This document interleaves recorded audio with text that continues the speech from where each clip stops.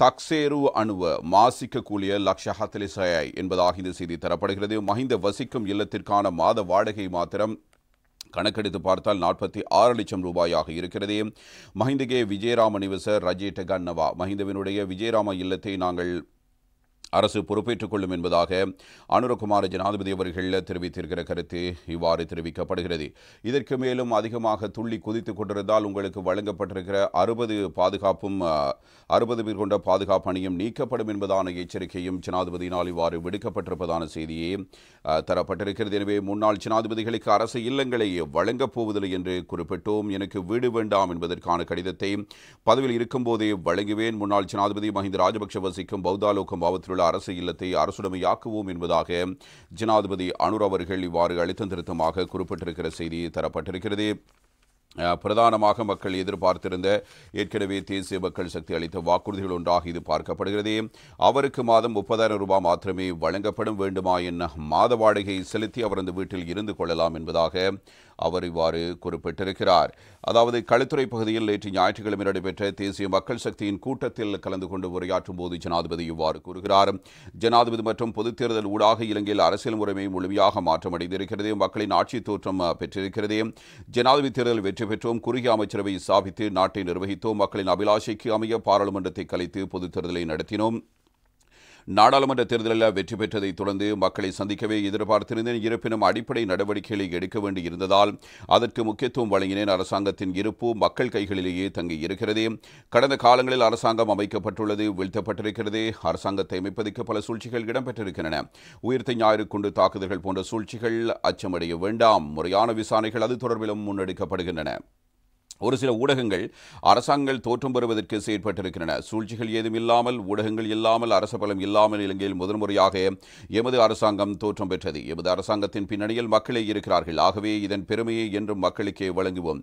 ஆகவே இந்த நாட்டில் மாற்றத்தை ஏற்படுத்திய மக்களுக்கு நன்றியை தெரிவித்துக் கொள்கிறேன். எமது ஆட்சியை தடுப்பதற்கு எதிராக பல்வேறு குற்றச்சாட்டுகள் முன்வைக்கப்பட்டன. அனைத்து குற்றச்சாட்டுகளையும் புறக்கணித்து மக்கள் எம்மை தெரிவு செய்தார்கள். எவ்வித எதிர்பார்ப்பும் இல்லாமல் சிறந்த மாற்றத்தை கருத்தில் கொண்டு ஆட்சி மாற்றத்தை ஏற்படுத்திய மக்களுக்கு சேவை ஆற்றும் பொறுப்பு தேசிய மக்கள் சக்திக்கு உண்டு. மக்களின் எதிர்பார்ப்பை நிறைவேற்ற வேண்டிய அளப்பரிய பொறுப்பு எமக்கு உண்டு. இந்த 2 மாதங்களில் பல தீர்மானங்களை எடுத்திருக்கிறோம்.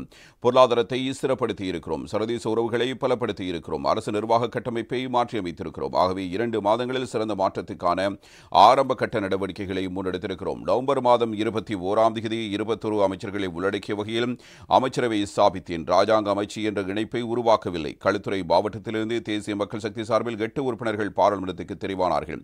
இருப்பினும் ஒருவருக்கு மாத்திரமே அமைச்சரவை அமைச்சை வழங்கினேன். பாராளுமன்ற உறுப்பினர்களுக்கு சிறப்புரிமை மற்றும் சலுகைகளை வழங்கி நாட்டை முன்னேற்ற முடியாது. பொறுப்புகளை மாத்திரமே சலுகைகளற்ற வகையில் பகிர்ந்தளித்திருக்கிறேன். எவரையும் திருப்திப்படுத்துவதற்காக அமைச்சுக்களை வழங்கவில்லை. முன்னாள் ஜனாதிபதியின் பாதுகாப்புக்கு மாதம் 70 கோடி ரூபாவுக்கு மேல் செலவிடப்பட்டது. அனைத்தையும் திருத்தி அமைத்தேன். 60 போலீஸ் உத்தியோகத்தர்கள் மாத்திரமே வழங்கப்பட்டுள்ளார்கள். மேலும் திணறினால் 60ஐயும் குறைப்பேன். தேவையாயின் 60 பேரை வைத்துக் கொள்ளுங்கள், தேவையில்லையாயின் திருப்பி அனுப்புங்கள். எந்த அமைச்சருக்கும் அரசு உத்தியோகபூர்வ இல்லங்களையும் வழங்கவில்லை. அனைத்து அரசு இல்லங்களும் பொது நிர்வாக அமைச்சுக்கு பொறுப்பாக்கப்பட்டிருக்கின்றன. வரலாற்று சிறப்புமிக்க ஜனாதிபதி மாளிகை, அலரி மாளிகை மற்றும் கண்டில் உள்ள ஜனாதிபதி மாளிகையை தவிர்த்து ஏனைய அரசு இல்லங்கள் அனைத்தையும் என்ன செய்வது என்பது தொடர்பில் யோசனை முன்வைக்கும் பொறுப்பை விசேட குழு வழங்கவிருக்கிறேன். இந்த மாற்றம் நாட்டுக்கு அவசியமாக இருக்கிறது. முன்னாள் ஜனாதிபதிகளுக்கு அரசு இல்லங்களை வழங்கப் போவதில்லை என்று குறிப்பிட்டோம். எனக்கு வீடு வேண்டாம் என்பதற்கான கடிதத்தை பதவியில் இருக்கும்போதே வழங்குவேன். முன்னாள் ஜனாதிபதி மஹிந்த ராஜபக்ஷ வசிக்கும் வீட்டை அரசு மதிப்பீட்டு திணைக்கள அதிகாரிகளை அனுப்பி வைத்து மதிப்பீடு செய்தேன். காணியை மதிப்பிடவில்லை, வீடு மாத்திரமே மதிப்பிடப்பட்டது. பௌத்தாலோகம் மாவட்டத்தில் உள்ள வீட்டின் மதிப்பீட்டுக்கு அமைய மாத வாடகை 46 லட்சம் ரூபாய் பெறுமதியுள்ளது. முன்னாள் ஜனாதிபதிகளுக்கான சிறப்புரிமை சட்டத்தில் 1 வீடு உரித்தாக வேண்டும் அல்லது சம்பளத்தில் 3/2 பங்கு உரித்தாக வேண்டும் என்று குறிப்பிடப்பட்டிருக்கிறது. நாங்கள் வீட்டை பொறுப்பேற்போம். சம்பளத்தில் 1/3 பங்கான 30,000 வழங்குவோம். இல்லாவிடின் மிகுதி கட்டணத்தை வழங்கி மாத வாடகை அடிப்படையில் அரசு இல்லத்தில் மஹிந்த ராஜபக்ஷ இருக்க முடியும். வாடகை செலுத்தாவிடின் வெளியில் செல்ல வேண்டும். முன்னாள் ஜனாதிபதி சந்திரிகாவின் வீட்டை மதிப்பிடச் சென்றார்கள். அவர் 2 வாரங்கள் லண்டனில் இருப்பதாக குறிப்பிட்டார். தற்போது நாட்டுக்கு வந்திருக்கிறார். ஆகவே தற்போது அரசு மதிப்பீட்டு திணைக்களத்தை அனுப்பி வைப்பேன்.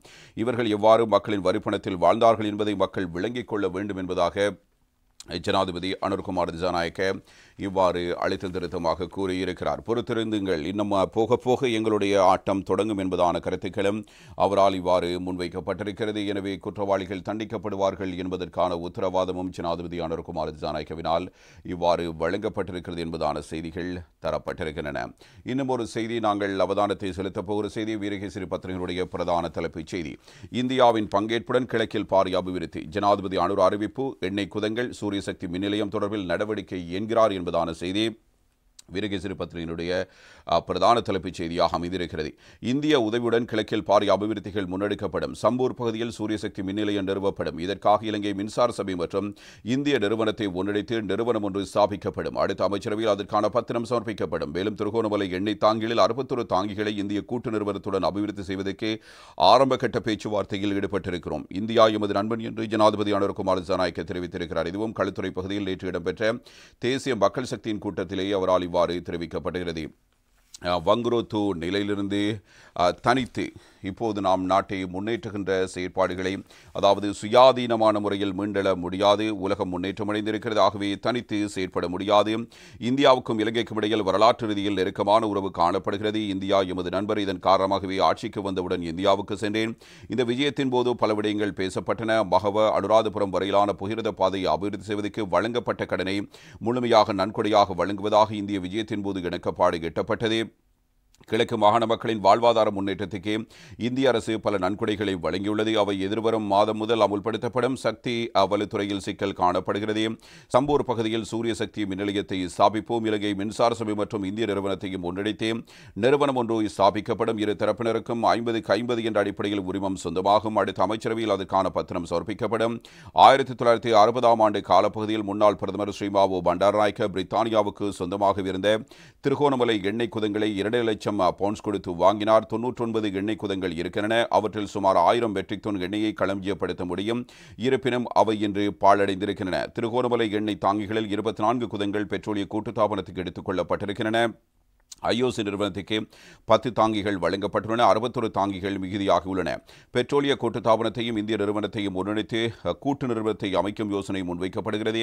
எண்ணெய் சுத்திகரிப்புக்கான பேச்சுவார்த்தைகளை முன்னெடுத்திருக்கிறோம். நாட்டின் இருப்புக்காகவும் மக்களின் நலனுக்காகவும் நடவடிக்கை எடுத்து வருகிறோம் என்பதாகவும் இதே கூட்டத்தில் வைத்து ஜனாதிபதி அனுர்குமார் திசாநாயக்க இவ்வாறு கருத்து வெளிப்படுத்தியிருக்கிறார்.